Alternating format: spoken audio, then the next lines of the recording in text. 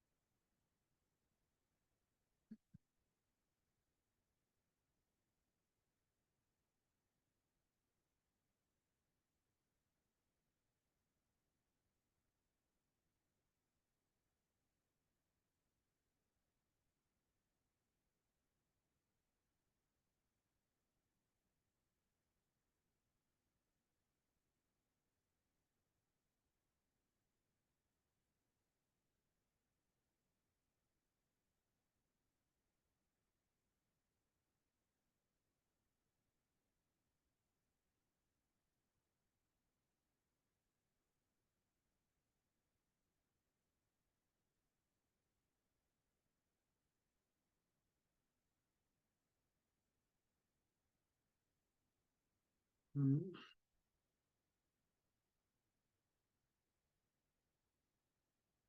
So let's go ahead and start, I guess. Start with yeah, generating positive motivation and generating the mind of refuge. So let's spend a moment just focusing our minds for a minute and relaxing.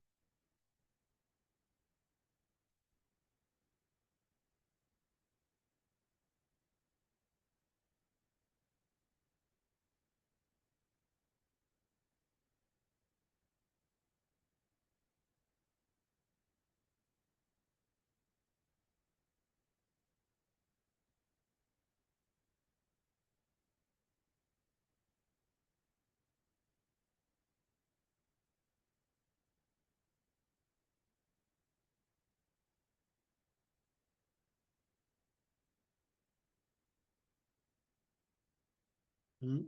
And then we can visualize ourselves surrounded by all sentient beings with mm, our mothers of this life and our female family and friends to our left and behind us.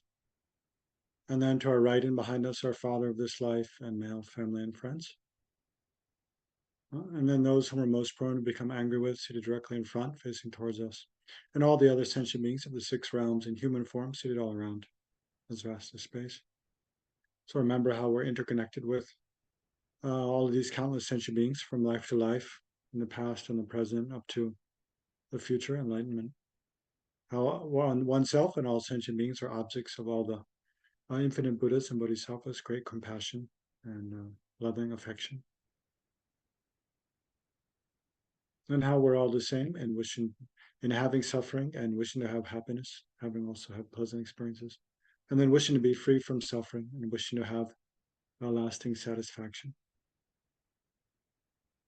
and having the potential for those, having the right to those.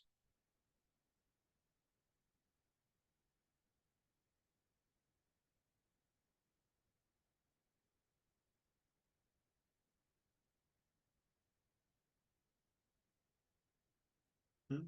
So try to think not only for your own benefit, but on in order to benefit all the countless kind mother sentient beings. And for that purpose, then I think I must free myself um, from all afflictive emotions, anger and attachment, and selfish, arrogant pride and selfishness, and especially the ignorance, grasping at a self existing from its own side, which is the root of samsara, the root of all suffering. In order to eliminate that, then I must generate wisdom, realizing emptiness, selflessness, selflessness of persons and selflessness phenomena, and then conjoin that with great compassion, caring about all sentient beings, and the aspiration to myself become fully enlightened in order to be of the greatest possible benefit to all sentient beings. So for that purpose, then I'll engage in this session of listening to, contemplating the this prayer, this sutra, tantra actually, chanting the names of Manjushri, which was taught by Shakyamuni Buddha to Vajradhara and Vajrapani.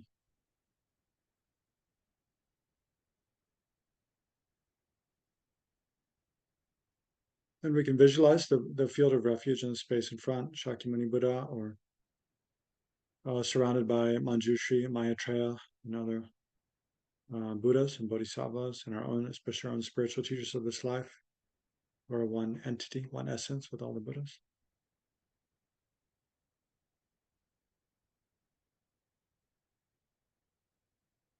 So we can think that we're kind of like, we try to, every day, every moment, we try to become like a conduit between all the enlightenment and the enlightened qualities of all the Buddhas by doing our best to learn from them, embody those qualities in order to benefit sentient beings. So we're like a conduit between um, the enlightened beings of the refuge field and all sentient beings who are with whom we're uh, intricately interconnected from life to life, and who are the basis of all of our well-being and kindness and happiness. And especially on this occasion, in order to create a cause for Kyabje Lama's Zopa Rinpoche to swiftly take rebirth, and in order to create cause for us and other sentient beings to be able to meet with Lama Zopa Rinpoche's future incarnation, and for that incarnation to show the aspect of, deeply studying the Dharma, practicing perfectly, and then perfectly working for the welfare of the Buddha's teachings in the world, and especially for the welfare of all sentient beings. So for that purpose, and also for the purpose of following the instructions, making the supreme offering of following the instructions of our teacher, His Holiness the Dalai Lama, by reciting this prayer, but also being able to recite it with more understanding. So, of course, that's only pleasing to His Holiness.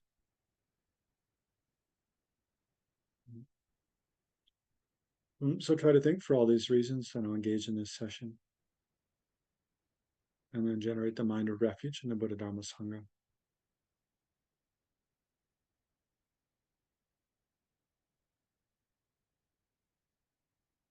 So then we can recite the refuge prayer. I take refuge until I am enlightened in the Buddha, the Dharma, and the Supreme Assembly. By my merits of generosity and so forth, may I become a Buddha to benefit transmigratory beings. I take refuge until I am enlightened in the Buddha, the Dharma, and the Supreme Assembly. By my merits of generosity and so forth, may I become a Buddha to benefit transmigratory beings. I take refuge until I am enlightened in the Buddha, the Dharma, and the Supreme Assembly. By my merits of generosity and so forth, may I become a Buddha to benefit transmigratory beings.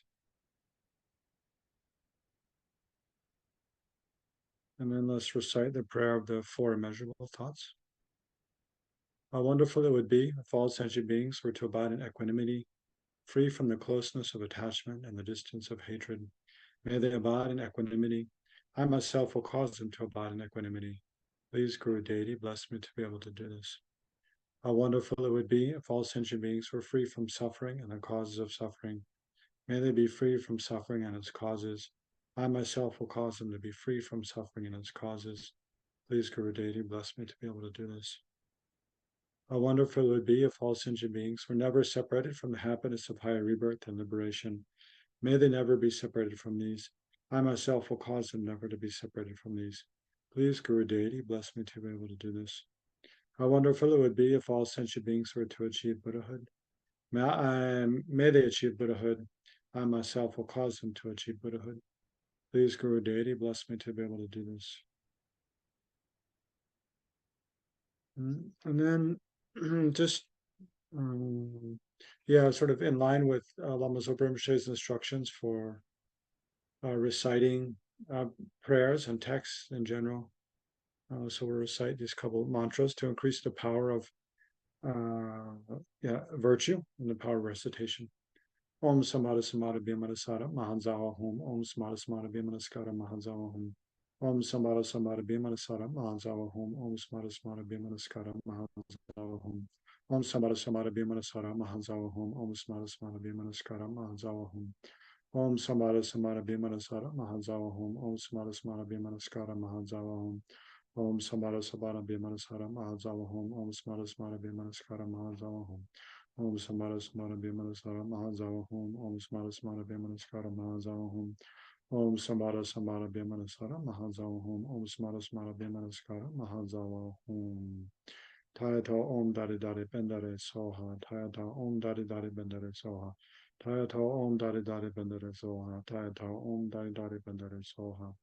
Tayata Om Dari Dari Bendare Soha. Tayata Om Dari Dari Bendare Soha. Okay. So then let's read the names. We last week we got up to verse 28 and 29. But since this week we'll finish the entire prayer, let's go ahead and just read from the beginning up to verse 30, and then I'll start explaining from verse 30. And then we'll, by the end of the session, we'll have read through the entire thing one time. Okay? Chanting the names of noble Manjushri from the words of the Buddha in the Indian language, Arya Manjushri Nama Sangati, and Tibetan Papa Jampa Gitsan Yangdapra Joba. In English, chanting the names of the noble Manjushri.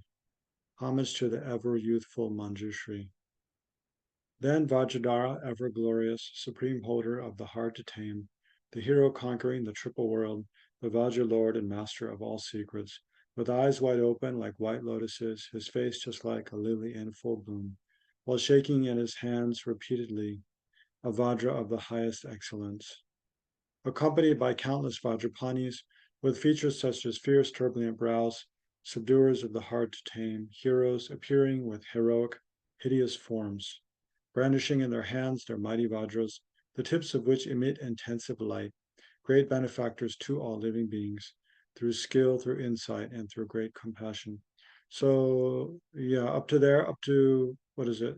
The first two lines of verse 4, that describes the kind of the those who are requesting, making request of this prayer. And then mm,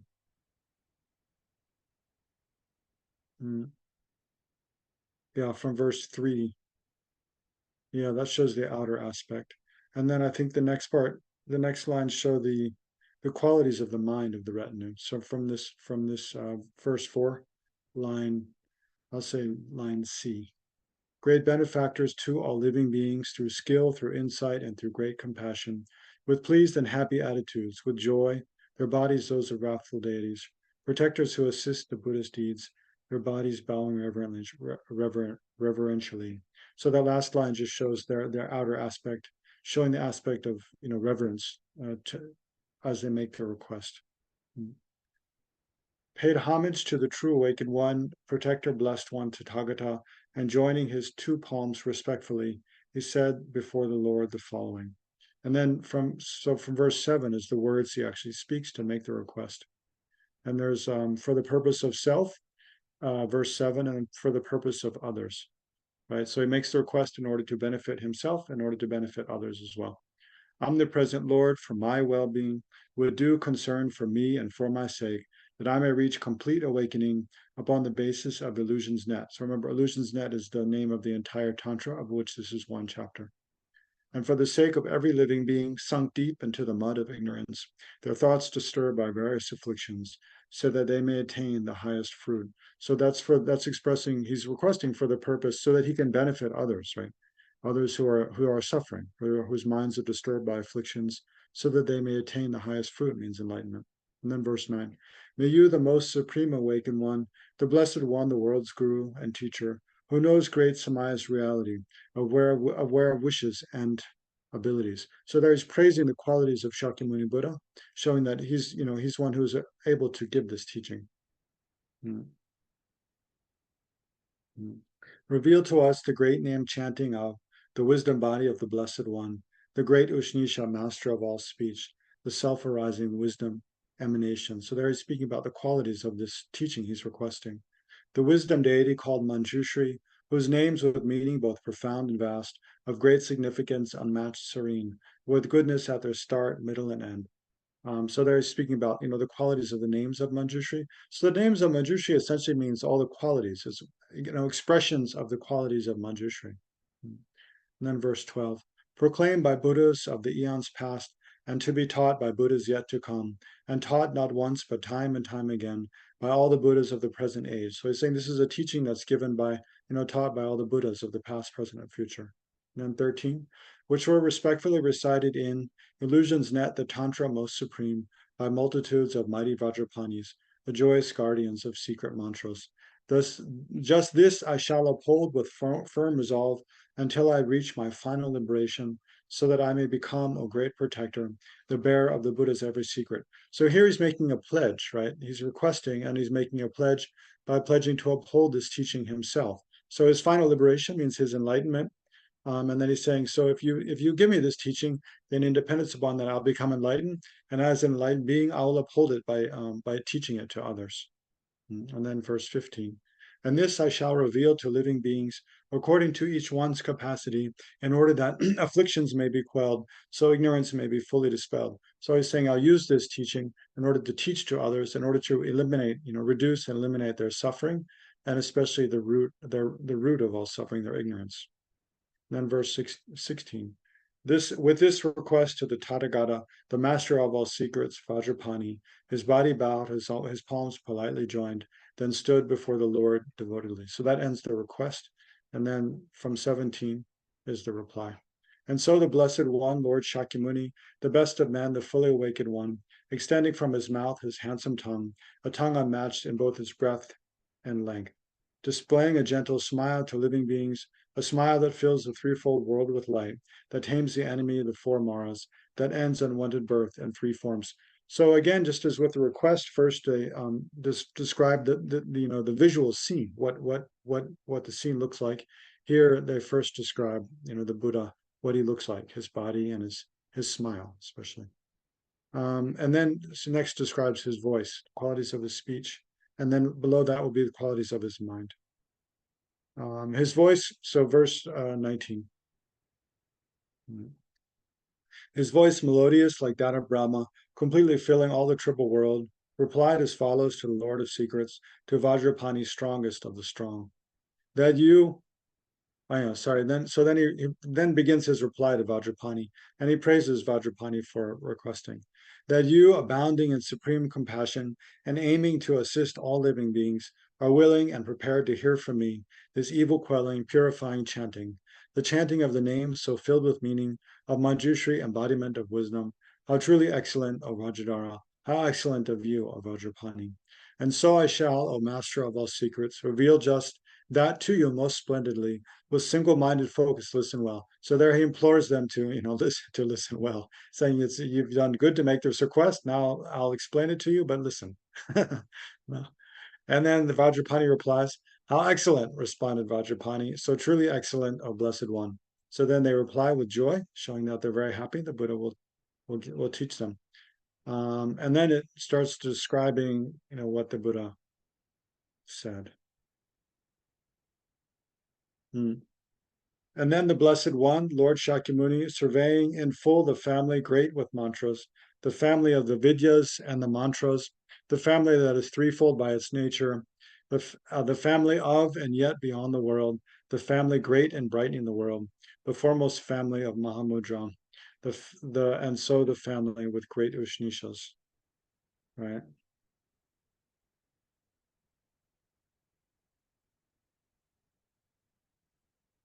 Right. So remember, generally there's usually described 5 Buddha families, but here in this line, what is it, 24c, where it says the family of Mahamudras. So that's related to Manjushri. So there was a question during the week from someone about the 5 families.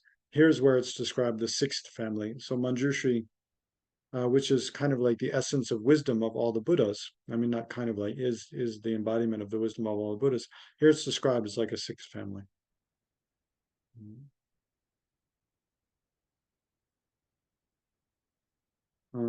Yeah.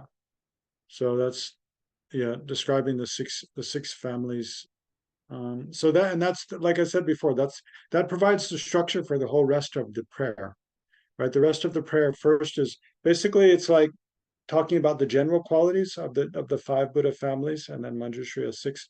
And then speaking about there's one chapter related to each of the five Buddha families. So that's what we'll go through today, right? So we'll look through below. There's one chapter dedicated specifically to the qualities of each of the five Buddha families. Yeah, so first is a survey of the five Buddha families and the family of Manjushri. And then, yeah, here it says the stages of awakening according to illusions net. All right. Anyway. So then, verse 25. And then about the Lord of Speech. So, Lord of Speech is Manjushri. So then, about the Lord of Speech, he spoke these verses, which include 6 kingly mantras, which manifest from non duality, which bear the quality of non arising. A, I, U, E, O, Am, A, Shriti, Shriti, Shnanam, Mortir, Aham, Buddha Nam, Trivartinam, Om Vaja Tikshna Dukachera Prajna Jana Mortaye, Snanakaya Vaji Svara, Ara Arapachani Te Nama.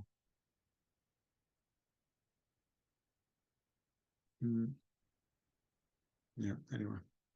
Um, yeah, so then this is where we got up to. I spoke about these two verses at length last week, 28 and 29. And so he is the Blessed One, the Buddha, awake and fully born of the letter A. He is the letter A, the foremost phenom, supreme most syllable with meaning great, arising from great vital force unborn beyond expression, based on words or speech, the foremost cause of every form of speech, the shining forth of every kind of language. Yeah, so remember the letter A is the shortest form of the Perfection of Wisdom Sutras. I mean, it's the shortest Perfection of Wisdom Sutra, and um, yeah, and so it the meaning represents emptiness. In Sanskrit, I don't know if I mentioned last week, but anatma, a is also a negative particle. Like you say, atma means self, anatma means no self. So um, yeah, I can't think of another example. Himsa, ahimsa. I think ahimsa means nonviolence, maybe. Anyway, I don't think of another example right off, but a is a negative particle. So it means like so here the letter a though means the negation of the self. So it means no self. So in that way it teaches emptiness. Um, but also like in Sanskrit, every letter is said to contain, it's like contain the letter a. So like if you look at I don't know Sanskrit, but the Tibetan letters is the same. The Tibetan letter ga, ka, ga, nga, they all, say nga means I, but it contains the letter a. You can't make any sound basically without using kind of making the sound of the letter a. In English, I'm not sure it works that way, like e, but even in Tibetan, like the vowels, like e, u, o, but it's like they're considered to like contain the letter a, and then you just add another kind of, you kind of meld the letter a. So the idea is that like like it said in that explanation last week, you don't need to use the lips or the teeth or the tongue to shape the sound, right?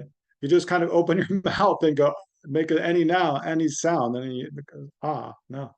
So that's why probably like why babies, I mean, the universal word for mother in the world is ama, because the first syllable, it doesn't require the child to have any skill with making sound. They just ma, and then ma. I'm not sure where that part comes from, but like in Tibetan, ama is for the word for mother. In Hindi also, ama or ma.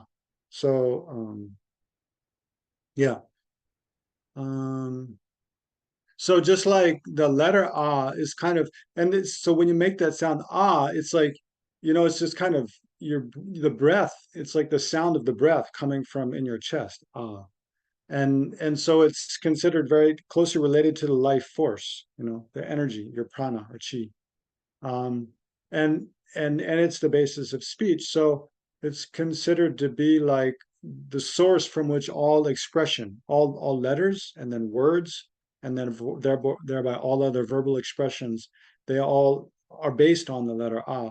So similarly, all phenomena that exist in the conventional truth, in the world, all phenomena that exist, their nature is to be dependently arising phenomena. To be dependent arising means they cannot have any intrinsic nature in and of themselves. If a phenomena had some intrinsic nature in and of itself, then it couldn't interact with other phenomena.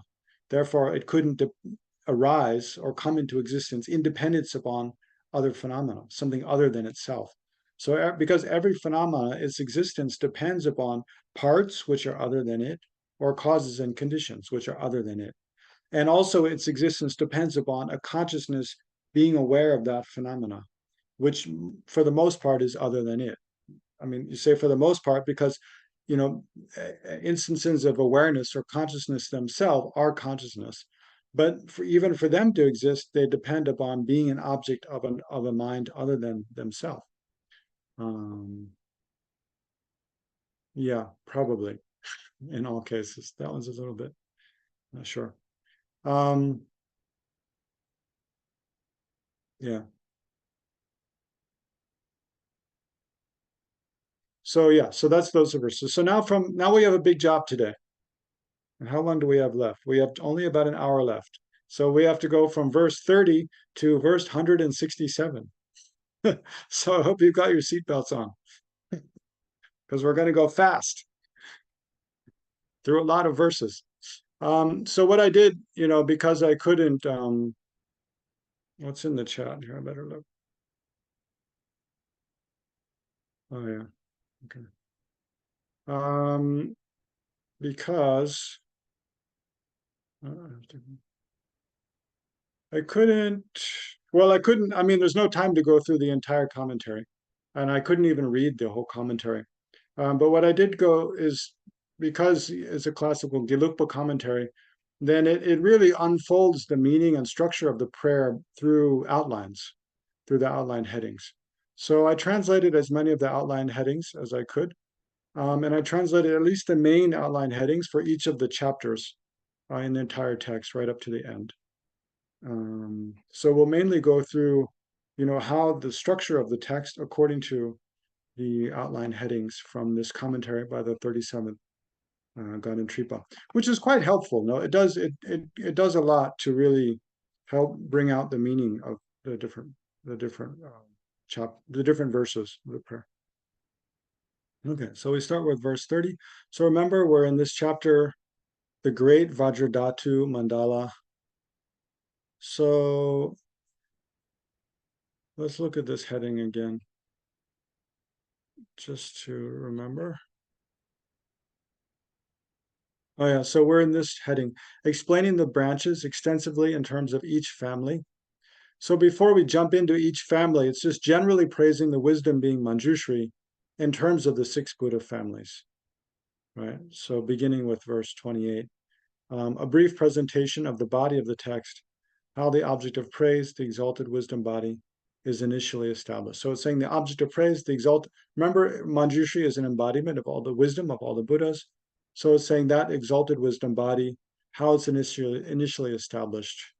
And then that's where it's speaking about how the letter A expresses the meaning of emptiness. So basically it's saying, I mean, the Manjushri and all the different emanations of wisdom. I mean, when you think about like, an enlightened being, essentially an enlightened being is an enlightened mind, right? A mind that's been purified of all obscurations and all afflictive emotions and the taints of those. So a mind that's completely purified of all faults, and then has been endowed with all positive qualities, right? Through habituation, through training, and compassion and wisdom, essentially. Um, so that's essentially what a Buddha is an enlightened mind. But then the nature of that mind is to be empty of inherent existence. So those two, that emptiness of inherent existence of the Buddha's mind is the nature truth body, and then the enlightened mind itself is the wisdom truth body. But then that enlightened mind, which is empty of existing from its own side, it emanates in different forms to benefit sentient beings, right? So all those emanations, just like the sun radiates out light. Imagine the sun was, a being, and it radiates out infinite light rays around in order to benefit all sentient beings. So like that, the Buddha emanates out emanations in whatever form is most suitable and beneficial to beings. So those emanations are the form bodies, right, of a Buddha. And there's two different kinds: the complete enjoyment body, which appears to bodhisattvas, to high-level Arya bodhisattvas, high-level bodhisattvas, to lead them on the path to enlightenment. And then the emanation bodies, which appear also to ordinary beings like us, right, to guide us. So what it's saying in these verses above is, basically the source of the emanate, like Manjushri, is emanation, is the embodiment of all the Buddha's wisdom, but appears in countless forms to benefit sentient beings. So these praises in terms of the 5 different Buddha families are like, related to all those different emanations. So then verse 30, great feast who takes the form of great passion, producing bliss in every sentient being, great feast who takes the form of great anger, great enemy of every mental poison.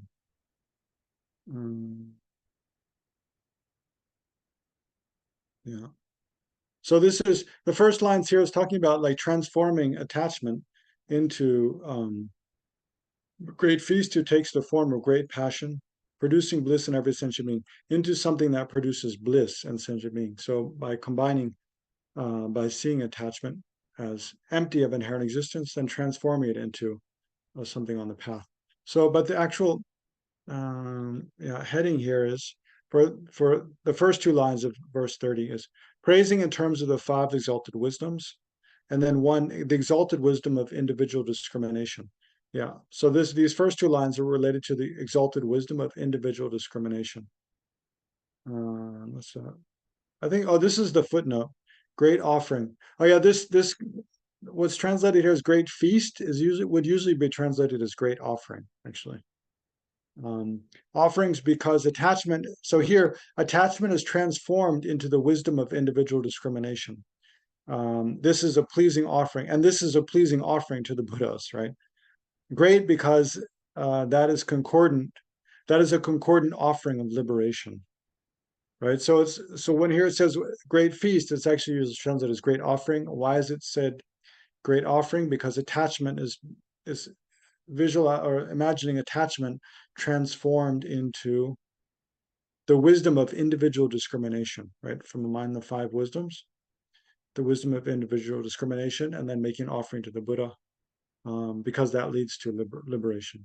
So great feast who takes the form of great passion, producing bliss in every sentient being. And then C and D are related to mirror-like wisdom. Great feast or great offering who takes the form of great anger. So mirror-like wisdom is related to transforming anger in this case.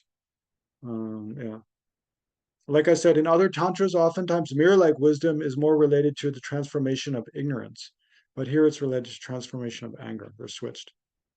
Great enemy of every mental poison, right? And then 31. So A and B, the first 2 lines are praising in terms of the wisdom of the reality sphere, of the Dharmadhatu. Great feast or great offering, who is by nature great delusion. So the purification of ignorance. Delusion's vanquisher for deluded minds, right? So by purifying the afflictive emotion of a delusion, by engaging it with wisdom, realizing it's empty of inherent existence, then in its very place it's purified, and it becomes transformed into the wisdom of reality sphere, and acts as an antidote to delusion. So delusion's vanquisher for deluded minds. So thereby, with wisdom and compassion, then any afflictive emotion is transformed into an antidote to itself. And then C and D, praise in terms of the wisdom of accomplishing activities. So this is related to Amoghasiddhi. Great feast, who is in essence great fury, great adversary to all furiousness. So great offering, who is in essence great fury, great adversary to all furiousness. Then 32, so A and B, praise in terms of the wisdom of equanimity. Great feast, who takes the form of great desire, who vanquishes desire in all forms. Yeah. So here the principle is the same in all.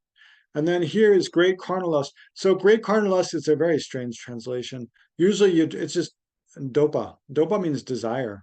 So usually it's, I don't know why they use carnal lust. Maybe the Sanskrit has that connotation because these translators are translating from the Sanskrit mainly. But yeah, usually that word's translated as desire. So he is great desire, he is great bliss, he is great joy, he is great happiness, he is great joy.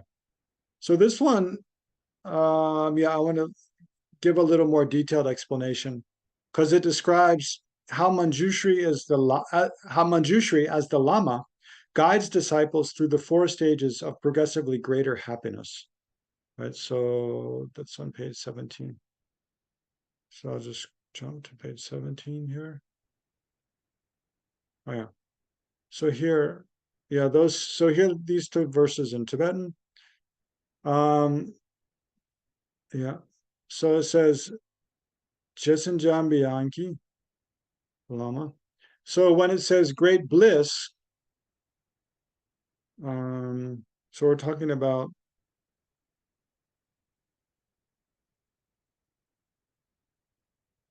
here, great bliss. When it says great bliss, it's talking about how it means how Manjushri appears as the Lama. So he appears as a greatly blissful Lama and teaches the Dharma.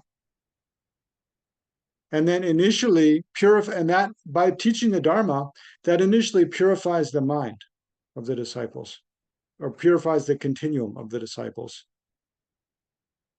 And then thereby they generate a desire for the Dharma, to enter into the Dharma.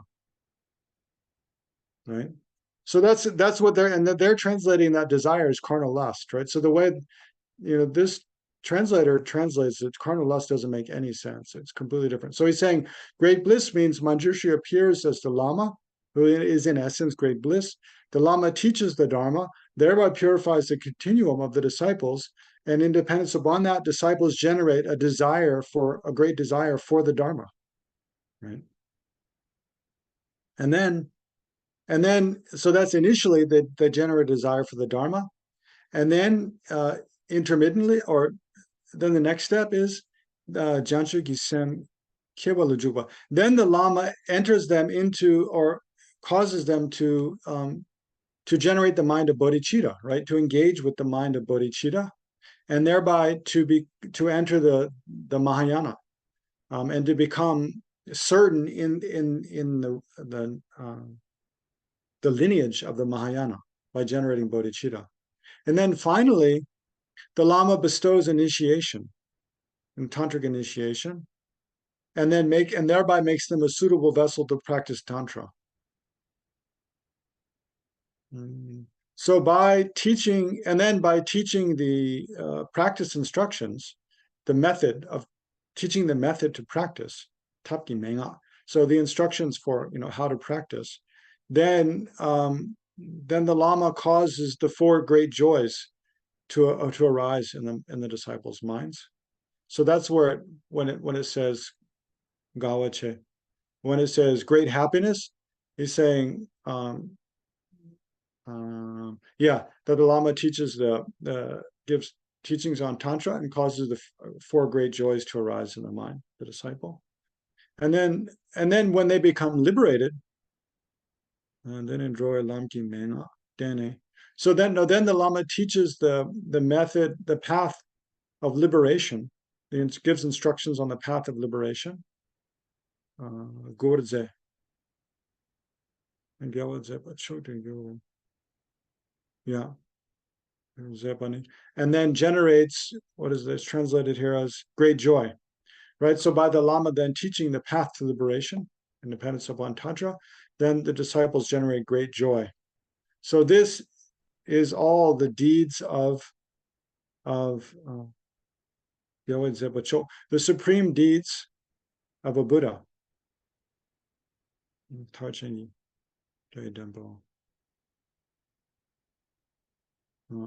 Yeah. Anyway, so that's all contained in those two lines. There are last two lines of 32.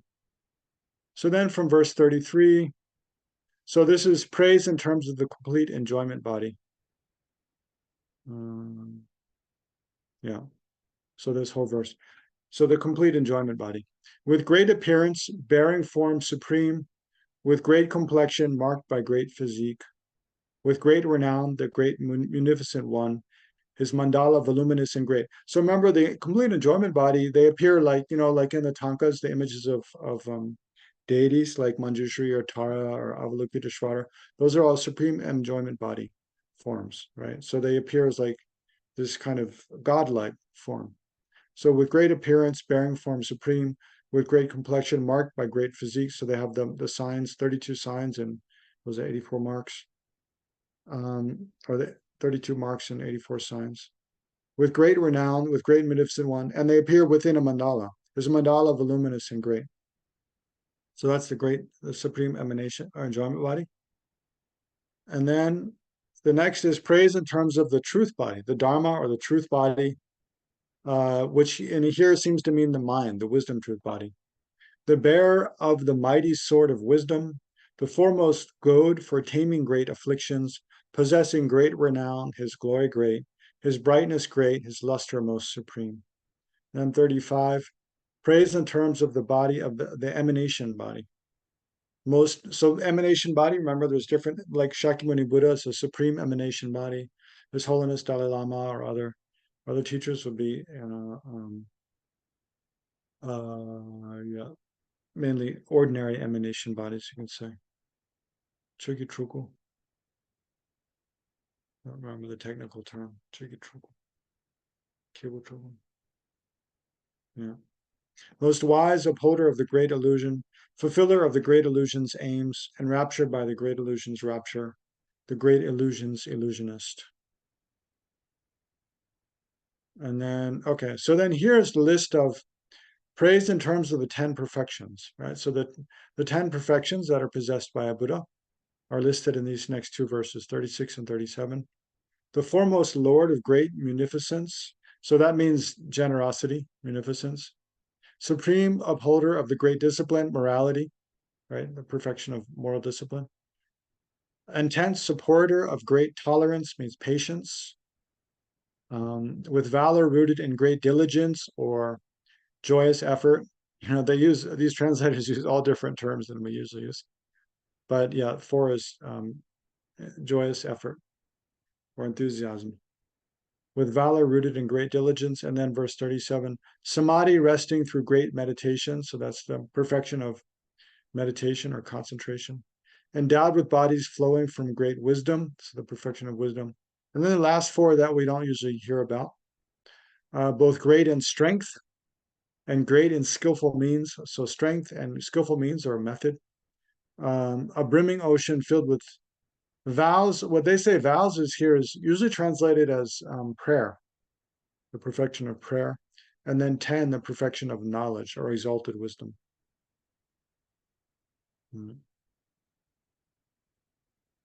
Yeah. So then verse 38, by nature. Okay, let me jump to, let's see, my outlines. As Rami suggested last week, I printed them as a PDF file. Oh, yeah. So here, I'll send this to you all afterwards.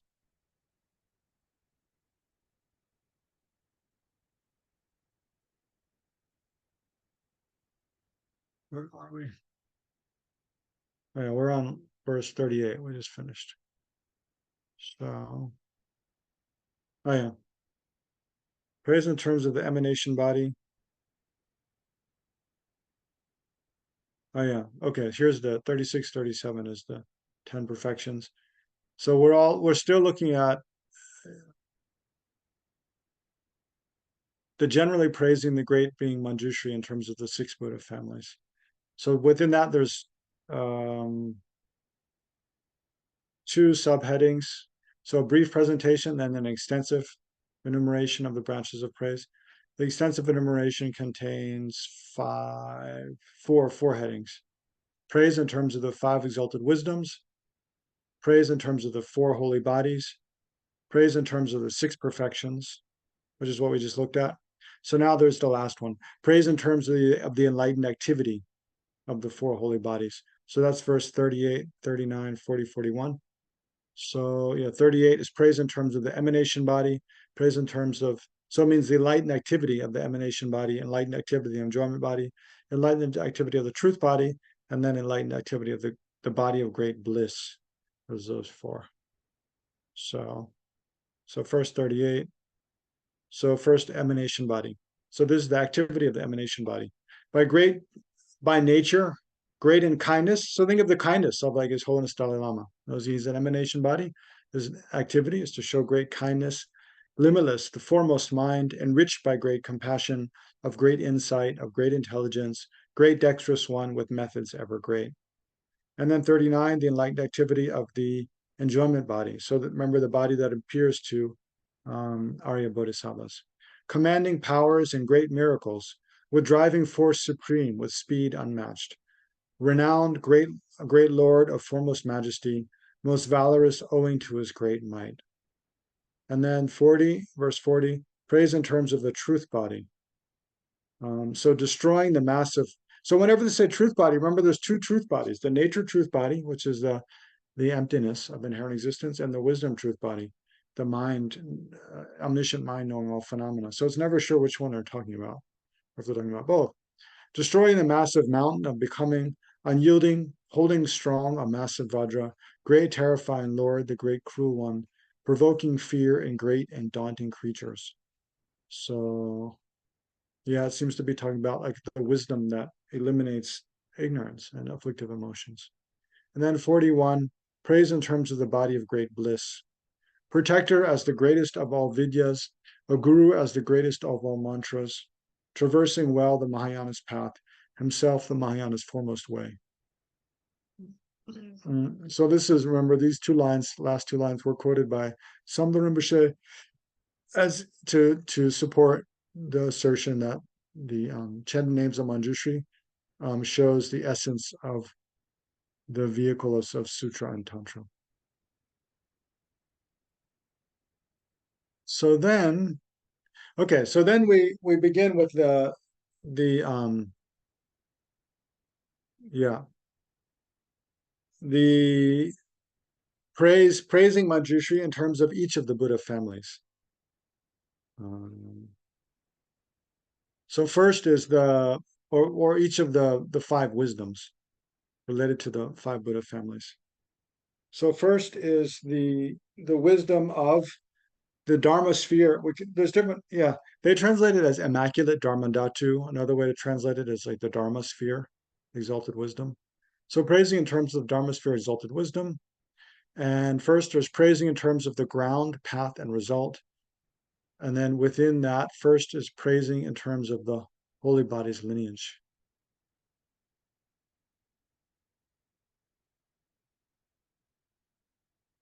Okay.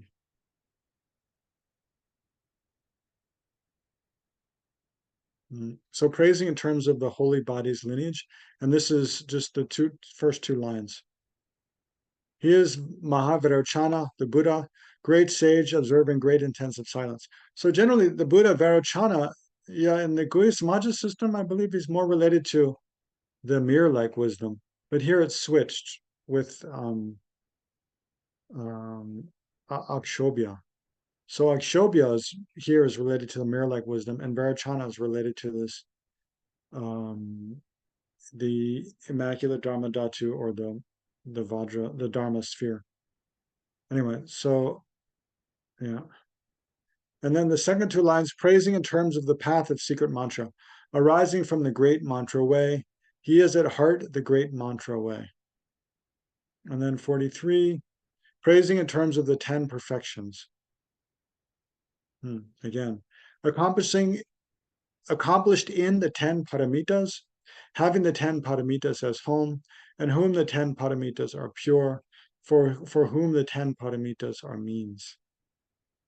And then 44, the first two lines, AB, praising in terms of the 10 grounds of the path, protector reigning over all 10 grounds, residing steadily on all 10 grounds. And then the second two lines, praising in terms of the 10 consciousnesses, made pure in nature by the tenfold knowledge, maintaining purity through tenfold knowledge or tenfold consciousness.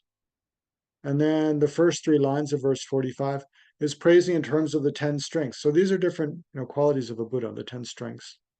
With tenfold forms, intent on tenfold content, with tenfold strength, pervasive Lord of sages, achieving every aim for every being. So if you're interested in those, enumeration of those different qualities of the Buddha, they're all explained in the 8th chapter of the Ornament of Clear Realization. And then 45, the last line, praising in terms of the 10 powers, endowed with tenfold mastery or tenfold power, supreme. And then verse 46, the first 2 lines, praising in terms of the 10 results. So means the resultant state of a Buddha, then the 10 kind of results that they possess. Beginningless, complexity devoid, by nature pure, reality in essence. And then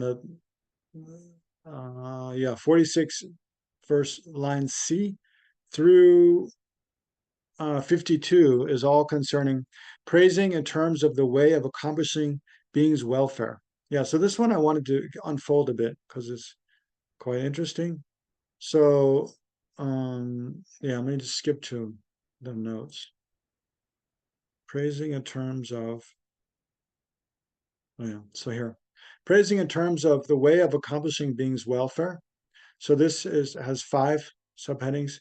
So the way of being incontrovertible and accomplishing being's welfare, the way of being fearless and accomplishing being's welfare, the way of accomplishing being's welfare in terms of the 4 bodies of Buddha, the way of accomplishing being's welfare in terms of speech, and the way of accomplishing being's welfare in terms of the 3 vehicles. So first, oh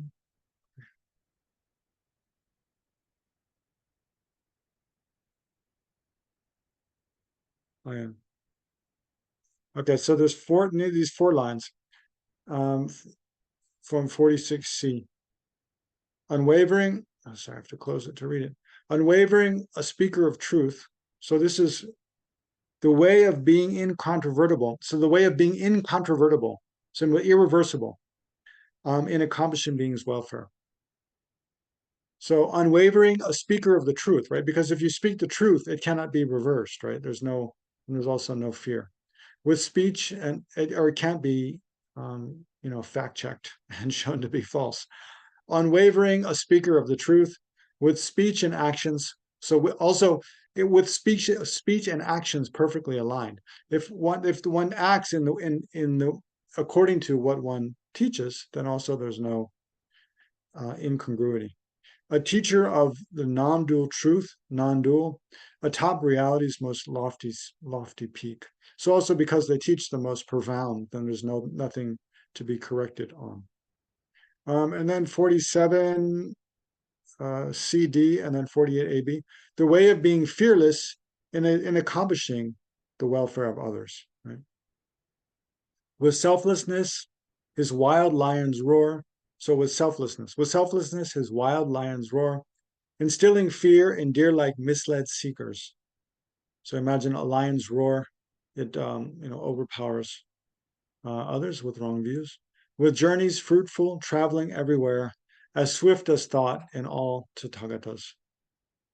And then 48 CD through 49, the way of accomplishing being's welfare in terms of the 4 bodies of a Buddha. A victor, slayer of foes, triumphant lord, a universal king with forces great, assembly head, instructor for assemblies, assembly lord, assembly chief, the ruler. Yeah, so, and then most influential, bearing precious burdens, not other bound, his way the greatest way. So this is an example where, just from the words, it's not really clear how that expresses the 4 bodies and how the 4 bodies accomplish the welfare of beings. And I didn't have time to read the commentary, so I'm not sure. Then verse 50, the way of accomplishing being's welfare in terms of his speech. The Lord of speech, the master of expression, most skilled in words, adept with language, truthful. With boundless words, the teacher of the truth, providing teachings on the 4-fold truth. So that means the 4 noble truths, I suppose. And And then the next, the way of accomplishing being's welfare in terms of the three vehicles. So there's two verses. So the three vehicles is usually the vehicle of hearers, solitary realizers, or Pratyeka Buddhas, and Bodhisattvas. Not coming back, not turning round, rhino, leader of the Pratyeka Buddhas, going forth in different ways, the single cause of all great elements.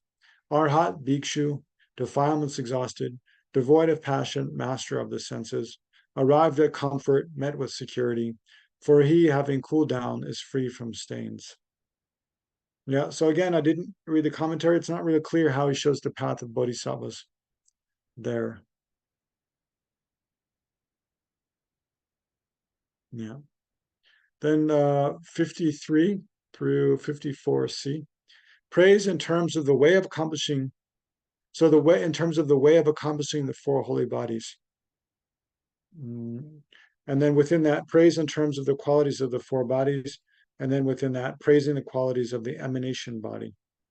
Right. So these two verses, or these 7 lines, praise the qualities of the emanation body. Equipped in full with knowledge and its base, a Sugata best knower of the world, not thinking me, not clinging on to mine, establishing the system of two truths. Upon the edge of cyclic life's far shore, with deeds accomplished resting on the bank, emerging from untainted lone awareness. Up to there. And then 54d, 55, praising the qualities of the enjoyment body. With sword-like insight ever penetrating, the sun, the Dharma king, the noble Dharma, supreme illuminator of the world, the Dharma Lord, the sovereign of the Dharma, the teacher of the path to excellence. And then 56, praising the qualities of the truth body, accomplishing all goals, fulfilling aims, completely free from wants of any kind, bereft of thought, a non-depleting source, the Dharma source, supreme beyond decay. Yeah, bereft of thought could mean because, Buddha's mind is without conceptualization. All the minds of a Buddha are direct perceivers. So accomplishing all goals, fulfilling aims, completely free from wants, so completely free of any selfishness, bereft of thought, a non-depleting source, and never becoming exhausted, continually working for the welfare of others. The Dharma source, supreme beyond decay. Then 57, praising the qualities of the exalted wisdom body. Enriched by merit, merits gathering, unique great wisdom, wisdom rich, aware of what exists and what does not, while gathering the twofold gathering of merit and wisdom. No, of the gathering of merit and merit and wisdom, or method and wisdom. And then 58. Okay, so this is a big heading out, so I'll jump to my notes. So we went through all that. So here, showing the path of mantra, quickly achieving those. Yeah, so this I'll do a little bit in detail, and then we'll start skipping quite a bit. So yeah, showing the path of mantra, quickly achieving those means quickly achieving the four bodies of a Buddha. So that's from verse 58 all the way to 66. But within that, there's 3 subheadings: praising the special method of the path of Tantra, and then praising the enumeration of the holy bodies and the exalted wisdoms, and then praising the uncommon tantric path. And then within praising the enumeration of the holy bodies and exalted wisdom are praising the enumeration of the holy bodies and praising the enumerations of the exalted wisdom, and then praising the action of the holy bodies and exalted wisdom. Anyway, let's look at this. Yeah, so first is 58e, the last line of 58 through 59a, is praising the enumeration of the holy bodies. The holder of the 3 enlightened bodies, the Buddha formed of 5 embodiments. What is that? 29. Oh yeah, so usually the Buddha's bodies are described as 4, but here it's just discussing in that note 29, it discusses how there could possibly be enumerated as 5 holy bodies. And now I don't know how to skip back. from there. So we're on what? Here. And then praising in terms of the enumeration of the exalted bodies is 59b through d. The omnipresent, made of five wisdoms, his diadem, the five awakened ones, with all five eyes, maintaining non-attachment. And then 60 through 62c, praising the actions of the holy body and exalted holy bodies and exalted wisdoms.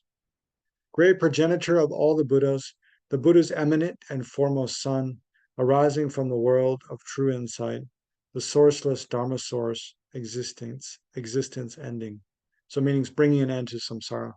Comprised of Vajras, wholly dense and firm, the newborn sovereign ruler of the world, emerging from the sky, self arisen. A massive, what does it go up to? 62c. A massive blaze of knowledge and of insight, illuminating beacon of great light, a lamp of wisdom shining brilliantly, a light for beings, a lantern unto wisdom. So that all was praising the actions of the holy bodies and the exalted wisdoms. So next is praising the uncommon tantric path, beginning with praising the way mantra accomplishes being's welfare. With energy supreme, most radiant, Vidya King, the greatest mantra's lord, the mantra king, achieving noble aims, great Ushnisha, marvelous Ushnisha. And then from 63d, praising the way of showing various emanations, right? So how the Buddhas show various emanations.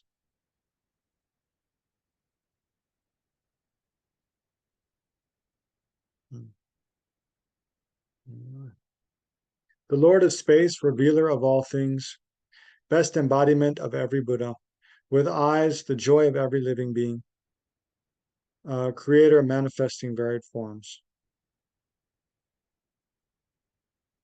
So actually it means like the word, that line, that's a strange line though.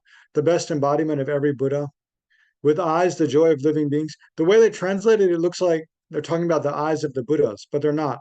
They're saying the Buddha's emanations are joyful to the eyes of beings, right? The emanations of a Buddha, remember I was saying before, the Buddhas are fundamentally their enlightened mind. But then for the force of enlightened mind, then they appear in different forms. And those different appearances, they appear to the eyes of beings, like we can see His Holiness Dalai Lama, and those appearances are joyful, pleasing to the eyes. That's all it means. The best embodiment with eyes, the joy of every living being, creator manifesting. So they manifest in varied forms. They create varied forms to benefit beings. And then, yeah, so then 64d through 65c, praising the way of holding secret mantra as supreme. Great sage, deserving praise, deserving worship, a mantran, born into the triple family. So it means one who practices the path of mantra, born into the triple family, upholding mantras of the foremost pledge, the great, that's it, upholding mantras of the foremost pledge. Yeah, up to there. So then, oh, no. God, I'm getting mixed up. Oh, it goes up to 65. So you know that is, okay, we reached there. So then, oh yeah, now the last of this section. 65d through 66c, praising the way of leading disciples.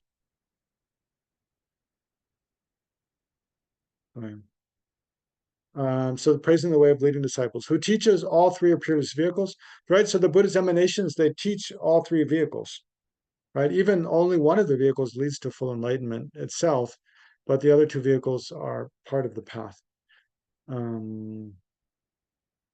It's kind of similar to the structure of the Lam Rim, right? There's the Lam Rim is divided into paths of three capable beings.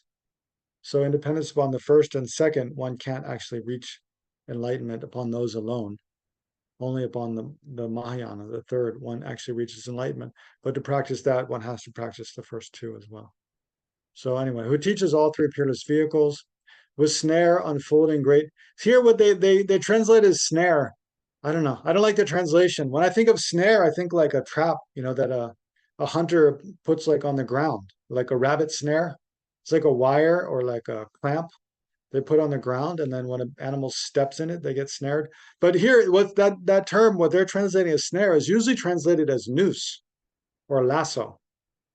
So it's like a piece of rope with which like Paladin Lamo holds a noose. No, it's like something they would swing and then catch a beam, like by wrapping it around their head or another part of their body, and then being able to hold on to them by it.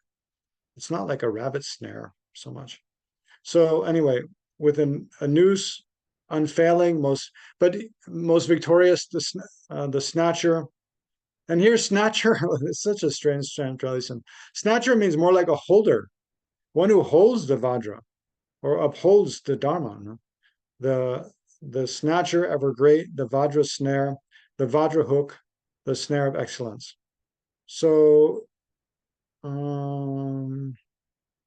yeah, I copy pasted the note 34 just because it's interesting that a few of the terms that have been translated, which is appropriate, they translate the meaning, but they're also the names of different Buddhas. And one of them is Amoghapasha, right? So just recently, you might have seen that after Lama Zopa Rinpoche passed away, the people in Tame, I believe, up in the Lauder region, they sponsored and quickly completed a painting of the Buddha Amoghapasha, which is one form of Avalokiteshvara, the Buddha of compassion, on a cliff face. And in order to create a cause for Rinpoche to quickly take rebirth, and especially they're probably hoping to take rebirth in that area, but to create a connection with.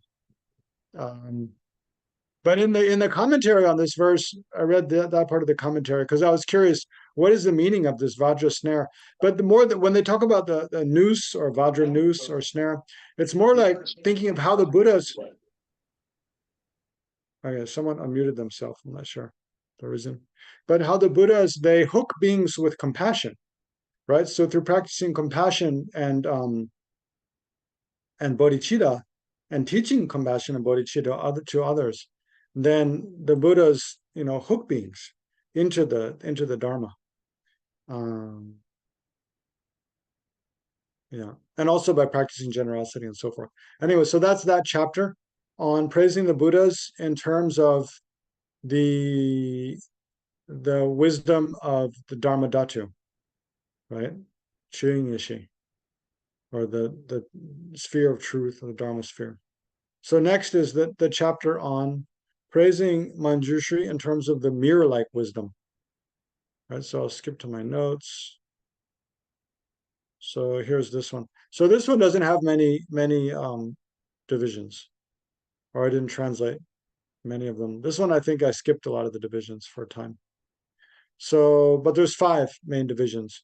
Praising the wrathful appearance of the holy body. So this is where he mentions Yamantaka. Praising the roar of the speech, praising the poise of the mind that's pleased, and praising the qualities of greatness, and then praising in terms of supreme enlightened activities. So first, praising the wrathful appearance of the holy body is verse 66d through 69. Called Vajabharava, he is terrific, 6-faced, the king of anger, hideous, 6-eyed, 6-armed, the ever-powerful, bearing his terrible fangs, a skeleton, hala hala, 100 faces proud. The Yama killer, so Yama means the Lord of Death, so to kill Yama means to eliminate the suffering of death.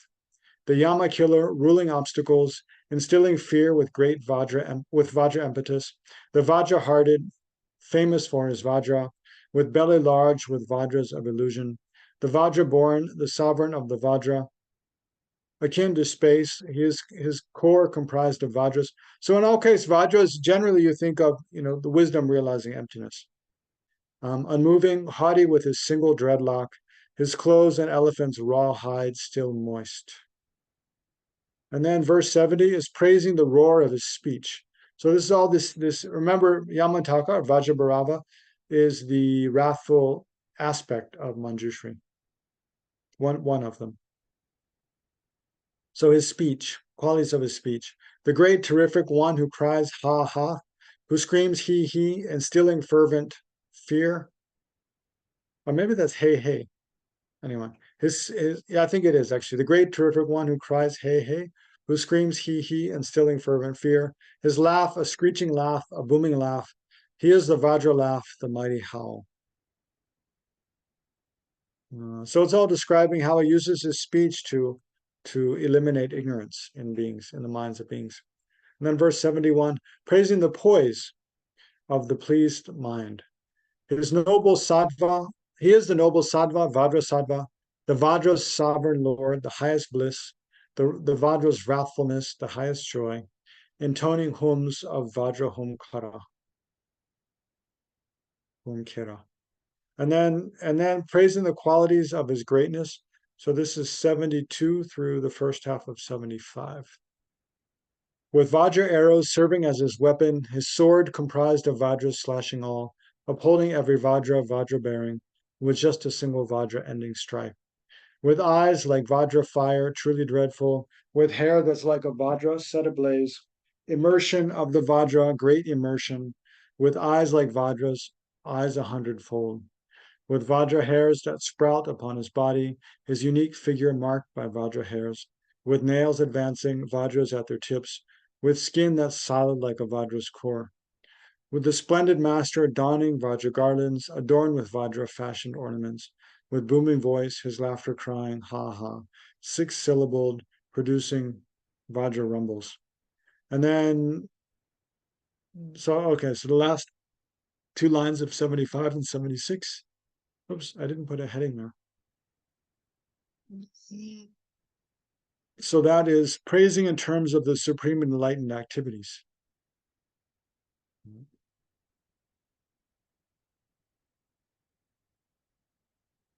So these last 6 lines, the enlightened activities. Booming voice, his laughter crying, ha ha, 6-syllable producing great Vajra rumbles. Great Manjughosha, so that's another name of Manjushri. Great Manjughosha, sound supremely loud, a roar unique unto the threefold world, the voice that reaches every bound of space, preeminent amongst all voice endowed. All right. So that concludes that chapter on praising Manjushri in terms of the wisdom of the mirror-like wisdom. So next is probably the longest chapter. I'm not sure, but I think it seems the longest. Verse 77 through 118. So praising in terms of the exalted wisdom of discernment or of individual discrimination. There's a bit more literal translation.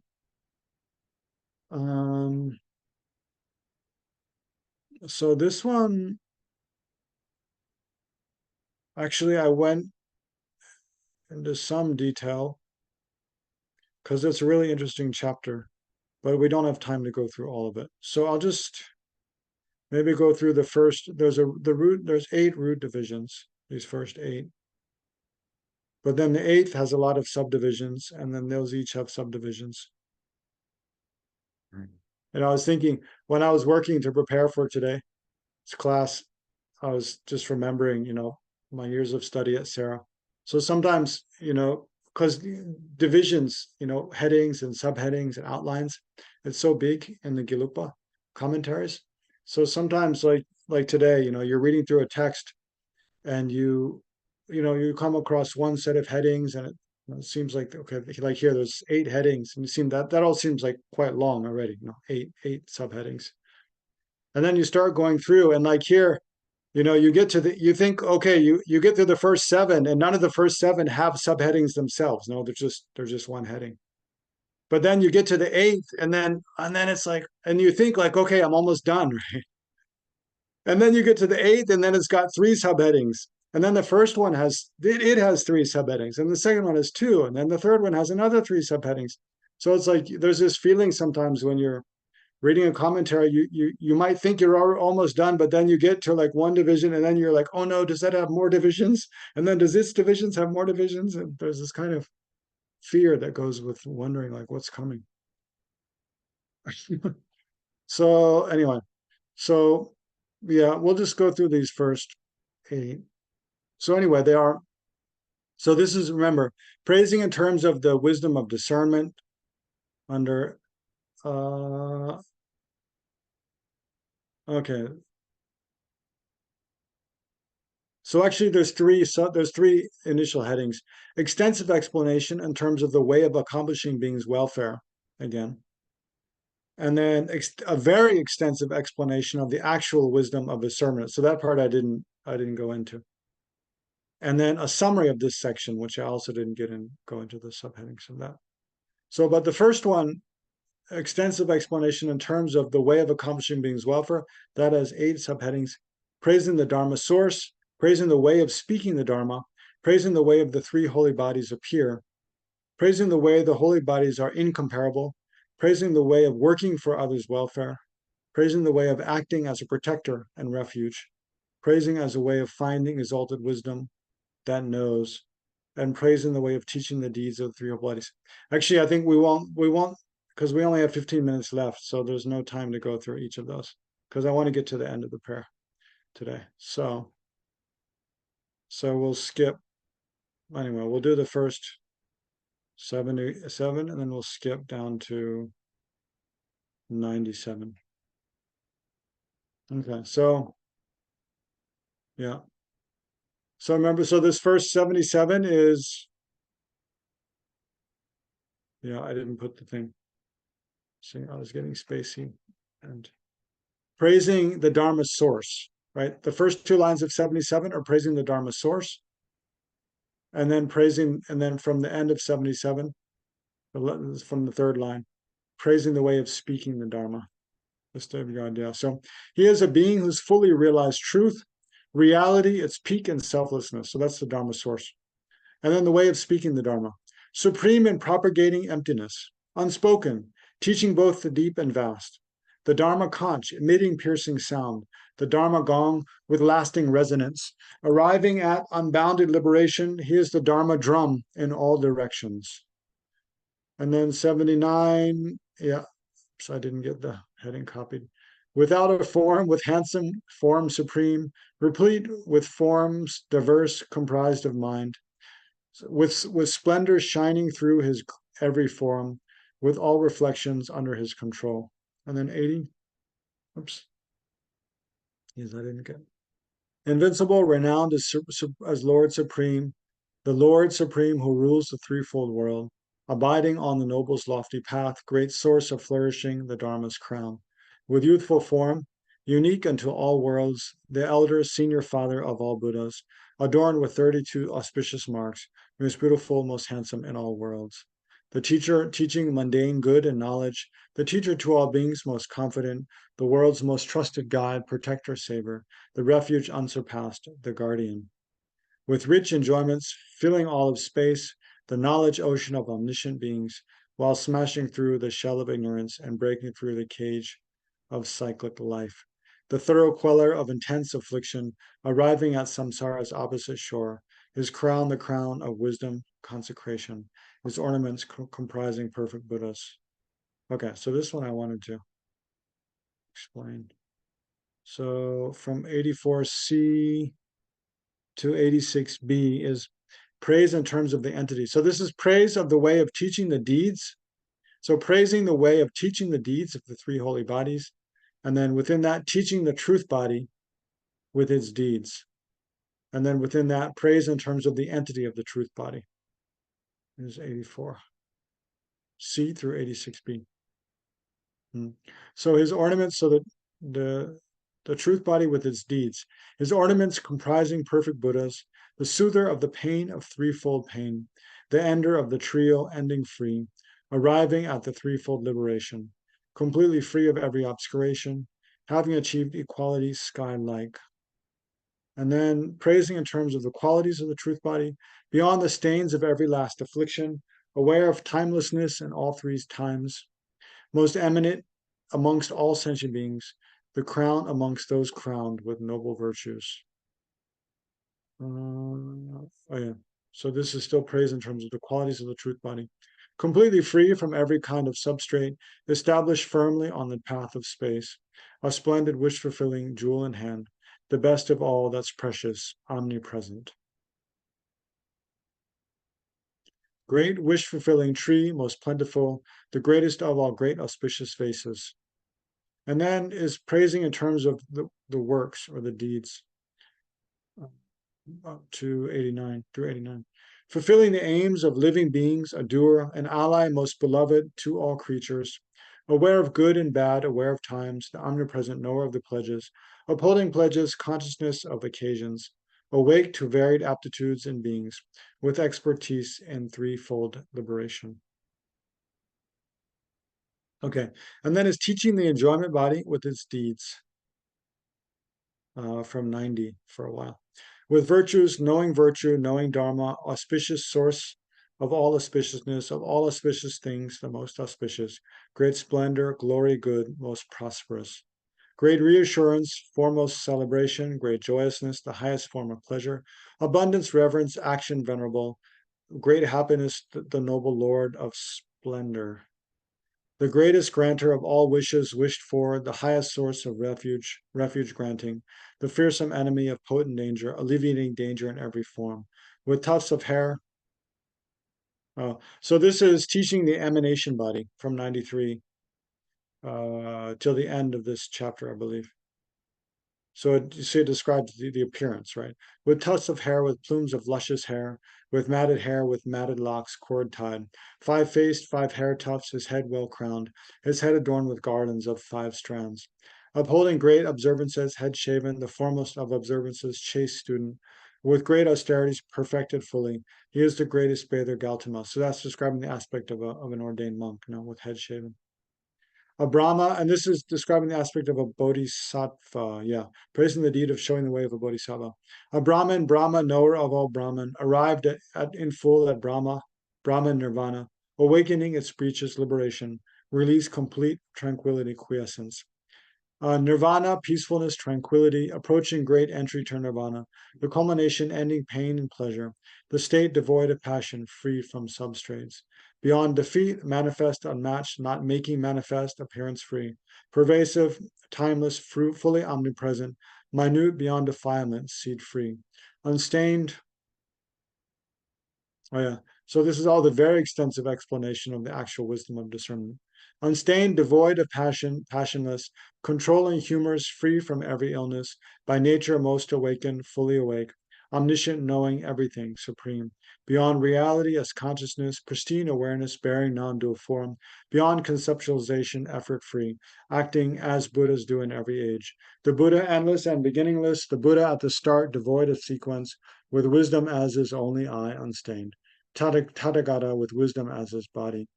The sovereign of all language, great debater, the king of discourse, best of orators, the best and greatest of communicators, the unassailable, the lion of speech.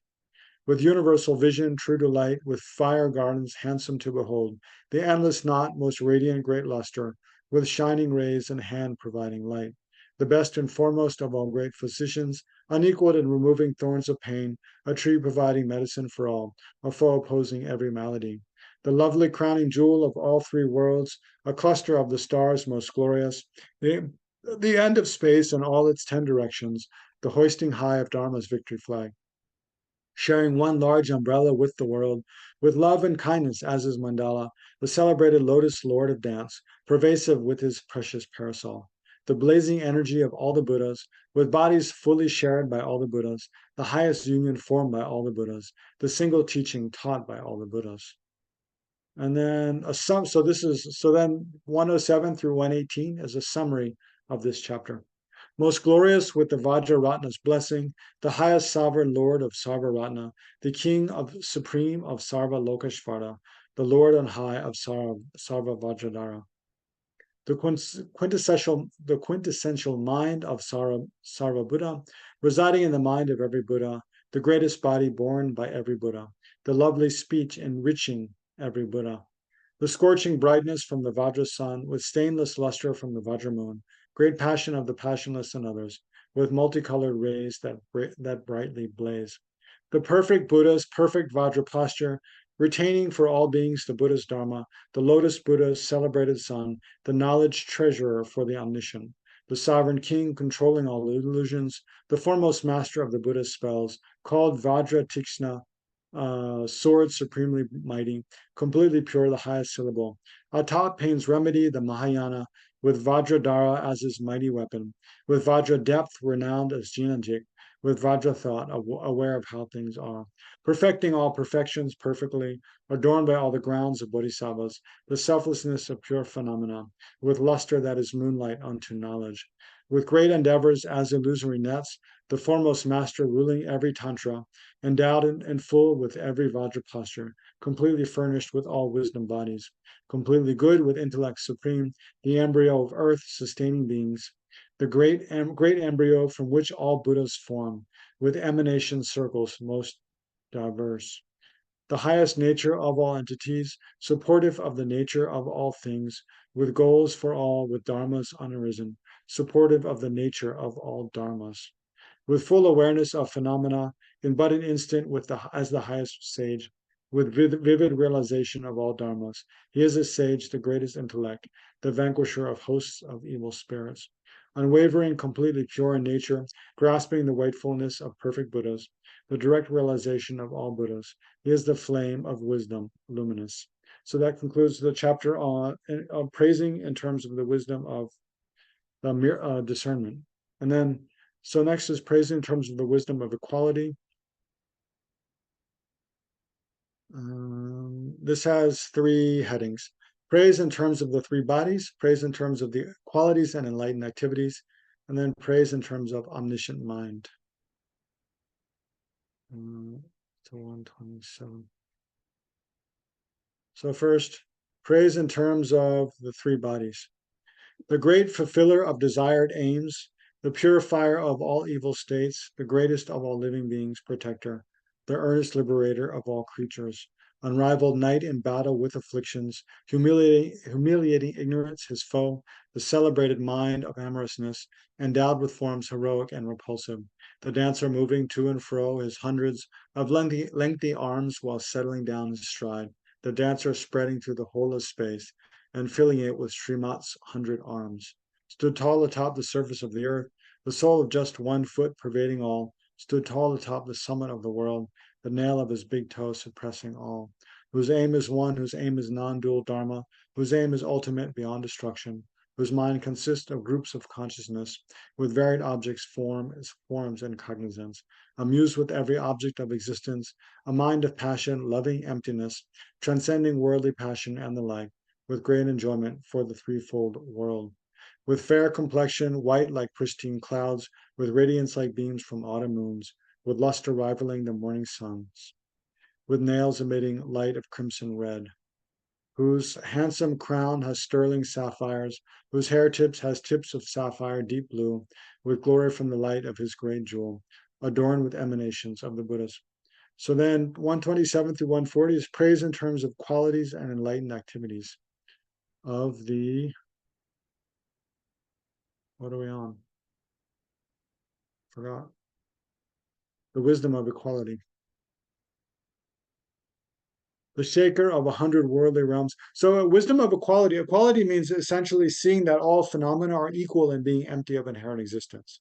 That's what the wisdom of all quality is seeing the one taste of all phenomena, that they're all empty of inherent existence.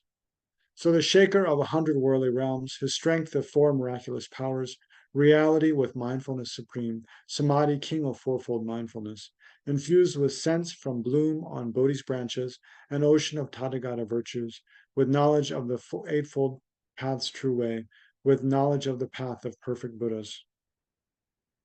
The great attachment of all living beings, attachment free, comparable to space, when springing up in every creature's mind, he is for every being as swift as mind, aware of all the aptitudes of beings, while captivating every creature's mind, with insight into aggregated natures, himself with fully pure 5 aggregates. Atop the peak of every going forth, most skilled in going forth in every way, established on all paths of going forth, the teacher of all forms of going forth. A brooding all becoming with 12 links, endowed with purity in all 12 forms, is formed the way of fourfold noble truth, with realization of the eightfold knowledge, with meaning of the truths in 12-fold form, aware of suchness in its 16 forms, with true awakening in 20 forms, awakening fully, knowing all supreme, dispatching countless sets of some 10 million embodiments of emanating Buddhas, the final realization of all moments, who knows each moment's objects, who knows its moment's object for all minds, and manifesting for the sake of beings with means derived from varied vehicles, gone forth by way of all three vehicles, remaining in the single vehicle's fruit, with purified afflictive spheres at heart, annihilating every karmic sphere, arrived atop dry land from flooding oceans, emerged from yoga's perilous dark grove, released from general, minor, and complete afflictions and their latent tendencies, with insight, means, and foremost empathy, achieving fruitful aims for living beings, abiding object three through all perceptions, with consciousness as object with cessation, with every being the object of his mind, with knowledge that's the mind of all the Buddhas, residing in the mind of every being, having become their mind's equality, and satisfying the mind of every being. He is for every being great inner joy. Confusion free regarding points of doctrine, completely free from error in all its forms, his thinking free from doubt, his object threefold, his object all three properties by nature. And then praise in terms of omniscience.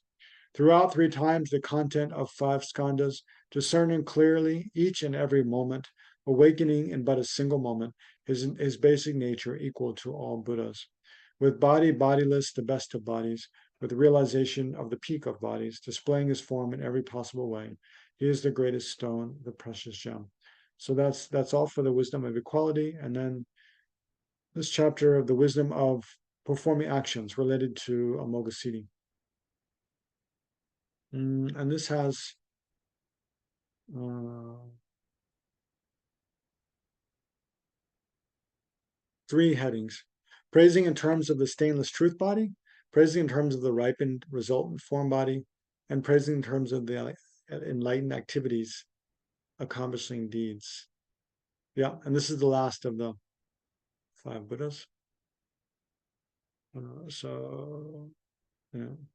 What all the perfect Buddhas are to know, the Buddha's unsurpassed awakening, devoid of syllables yet born of mantra, arising from great mantra's threefold family, the father to the meaning of all mantras, the greatest Bindu, void of syllables, with five great syllables, great empty one, 100 syllable, devoid of Bindu, endowed with every form yet free from form, supporting half of half supporting half of 16 bindus, transcending every grouping, void of members, sustaining dhyana's fourth and final peak, aware of dhyana's each and every aspect with knowledge of samadhi's type and families, the best of bodies, body of samadhi, the sovereign king of all enjoyment bodies. The best of bodies, emanation body, the hearer to emanations of the Buddhas, with varied emanations everywhere, while benefiting all however needed. The sovereign of the gods, the God of gods, Asura Lord, the ruler of immortals, the king of deities, the gods Guru, the highest lord of Pramatas, Pramata, emerged from cyclic life's imposing forest, the single teacher, Guru for all beings, in every well-known world in all directions, the eminent bestower of the Dharma, concealed by armor made of loving kindness, well shielded by the shield of empathy, with wisdom sword in hand with bow and arrow, concluding war with ignorance and kleshas, the Mara's enemy and tamer hero, illuminating threats from all four Maras, defeating all the armies of the Maras, a guide for living beings to perfect Buddha, deserving homage worthy of respect, deserving reverence always honorable, deserving worship worthy of regard, the highest Guru ever venerable, traversing all three worlds in just one stride, his step extending past the bounds of space, with knowledge of the three, well versed and pure, with sixfold higher knowledge and recall, the Bodhisattva and Mahasattva, with power great, transcending worldly life, perfected by his excellence of insight, now unified with insight's highest nature. The whole aware of self, aware of other, for fit for all, he is the best of men, surpassing all to which he is compared, supremost Lord of knowing and what's known. foremost master of imparting Dharma, who shows the meaning of the fourfold seal, the most reverend amongst all living beings, engaged in going forth on all three paths, with glory purified by ultimate truth, most fortunate within the threefold world, celebrated source of all endowments, supreme among the glorious Manjushri. Right? So the next is kind of concluding verses. So it's the next 9 verses or so. So first is conclusion, praising in terms of the summarized meaning, and initial among that is showing the summarized meaning of the 5 exalted wisdoms. Homage to you, boon granter, best of Vajras. Homage, O summit of existence, homage to you. Homage to you, whose source is emptiness. O Buddha's awakening, homage to you. O passion of the Buddhas, homage to you. Desire of the Buddhas, I pay you homage. O love of every Buddha, homage to you. The joy of all the Buddhas, I pay you homage. O smile of every Buddha, homage to you. The laugh of all the Buddhas, I pay you homage. O speech of every Buddha, homage to you. The heart of all the Buddhas, I pay you homage. Arisen from non-being, homage to you. Homage to you, arisen from the Buddhas. Arisen from the sky, homage to you. Homage to you, born of pristine wisdom. O net of illusion, homage to you. Homage to you, the Buddha's spectacle. Homage to you, the everything of all. O body of wisdom, homage to you. And then the mantra. So, yeah, this is kind of showing the way to achieve all of that somehow. Om Sara Dharma Bhava Swabhava Vishuddha Vajra A. Prakti Parishuddha Sawadama Yud Uta Sawa Tathagata Jnana Kaya Manjushri Parisuditam Upadaya Deti A Sawa Tathagata Sridayam Hara Hara Om Hum Shri Bhagavan Jnana Murti Vagishvara Mahavacha Sawadama Gagana Mala Saparishuddha Dhamma Datu Jnana Garba A. And then showing the conclusion by rejoicing. First, all the audience prostrate to the teacher. Then Vajradhara, ever glorious, with most pleased and satisfied, with folded palms, prostrated to the Buddha, noble guard, the Blessed One, the Lord Tathagata. So it seems like that mantra ends, it's the end of what the Buddha spoke, which is often the case in many sutras or tantras you see where the Buddha explains something and then ends it by concluding all that meaning in a mantra. And then rejoicing with the words, how excellent. With a host of other Vajrapanis, and with a host of other Vajrapanis, of varied forms, the lords of Guyakas, sublime protectors, noble wrathful kings, he then exclaimed this effervescent praise, Protector, we rejoice, how excellent what you have clearly taught. Through you, our lofty aim has been achieved, which leads to true and full awakening. And so the aims of helpless mundane beings who seek the fruits of liberation, just so again, it describes, their aim to the audience's aim to become enlightened themselves in order to accomplish the welfare of others. And then just this taught in the Maya Jala is the noble path that leads to excellence, means enlightenment, with largeness, and then the last showing the Dharma in which they rejoice. So this is summarizing the meaning of the Dharma that's just been taught. With largeness, vastness, and profundity, with meaning great, achieving being's aims, just this comprises every Buddhist sphere. Just this is taught by all awakened ones. And then I'll just read the colophon in Tibetan. This concludes the supreme chanting of the names of the Blessed One, Manjushri, the wisdom deity. It was extracted from the noble net of illusion of Mahayoga, Tantra in 16,000 parts. From its chapter on the net of Samadhi, it was spoken by the Blessed One, Shakyamuni, the Tathagata. So then let's just dedicate briefly with the prayer of swift return by His Holiness, the Lamas of Rinpoche.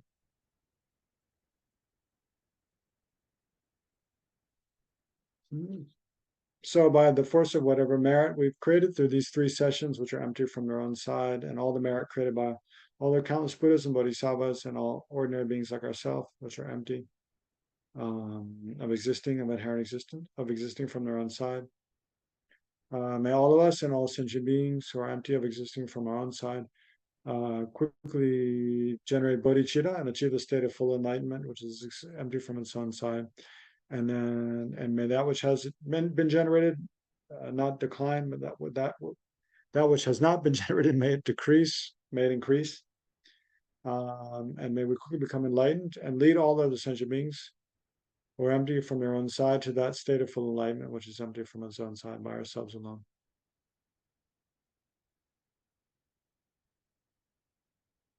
Yeah. Peerless teacher and assembly of the children of the victorious ones, Shravakas and Pradikas, Buddhas, victorious Losang, father and sons, along with the lineage masters, all the objects of refuge in infinite lands, bestow the virtue and goodness of accomplishing this prayer here and now.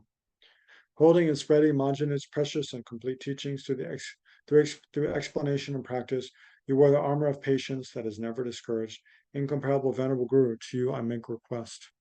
While striving single-pointedly for the sake of the victorious one's teachings, the sole gateway through which all benefit and happiness emerge, and from other living beings who suddenly departed to peace, what a great loss. Nevertheless, through the undeceiving truth of the blessings of the ocean of the three jewels, and the great waves of bodhicitta of the children of the victorious ones, may the smile of a reincarnation swiftly beam in glory for fortunate disciples. So then we especially dedicate that, in short, may all sentient beings be free from every form of suffering and have every form of well-being up to full enlightenment. May wars, especially in Ukraine and Palestine, Israel, Syria, Yemen, other places, all quickly come to an end. And may the huge problem of climate destruction quickly be resolved. And may our planet Earth become a perfect place for practicing the holy Dharma. May all beings abide in harmony. To that end, may Land of Medicine Buddha Center hosting these sessions be free from every obstacle and have every supportive condition for serving the Buddha Dharma and sentient beings in the most beneficial and extensive way. Then bring to mind any prayers you yourself would like to make.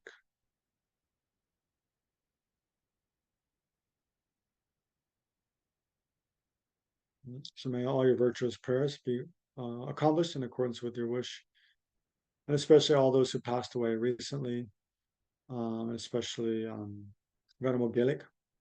May they take a precious human rebirth or rebirth in a pure land with whatever conditions are best for them to quickly achieve, make progress on the path to full enlightenment. Okay, thank you everyone, and hope you benefited somehow. If you remember anything, then try to remember as you recite the chanting names of Manjushri in the future. And hope it makes your practice more powerful. Thank you, and see you next time. Thanks so much, Geshe. Thanks everyone for joining as well.